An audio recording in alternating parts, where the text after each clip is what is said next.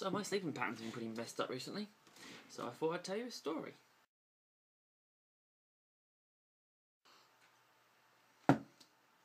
Oh, hold on, just need to make...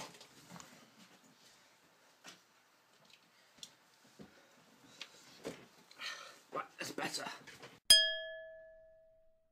So this is a story about a fairly regular guy called, well, let's call him John. Now the thing about John is that he often struggled to sleep.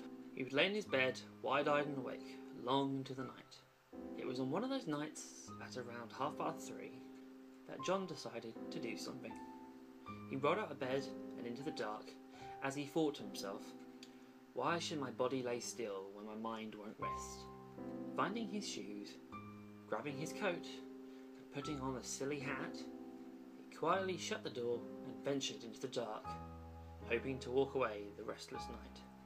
So he walked down the road, up the steps, down the muddy path, and towards the footbridge. He stood there for a time, staring out into the ever-reaching distance. The bridge was older than he remembered, but still he had to fight back the feelings of dread that the bridge would collapse from underneath him. He crossed to the other side and continued down the woodland path, and it wasn't long before he passed a road that caused him to stop for a moment.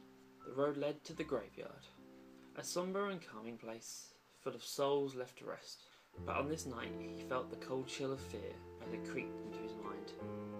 John wasn't usually a superstitious guy, but he began to fear the creatures that were buried within and what they might do to a trespasser to their resting place. He quickly moved on, and after walking for a short while, he came upon the hollow and remembered what he used to think, that the hollow was just a hill that someone had let all the air out of. It was when he was on his way back to his bed that he passed the river. He followed it as it flowed silently through the night. As it passed under the bridge, he wondered what might be under there. Was there a troll, or maybe a river monster? But either way, the water passed out the other side, much the same as when it entered. He walked back home, his mind full of wonder. He opened his door, took off his shoes, his coat, and his silly hat, and climbed back into bed.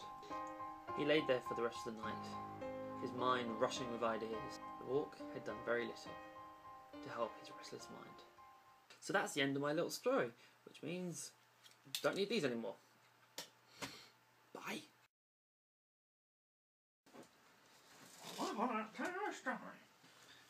Right. That's the one. I'll see you.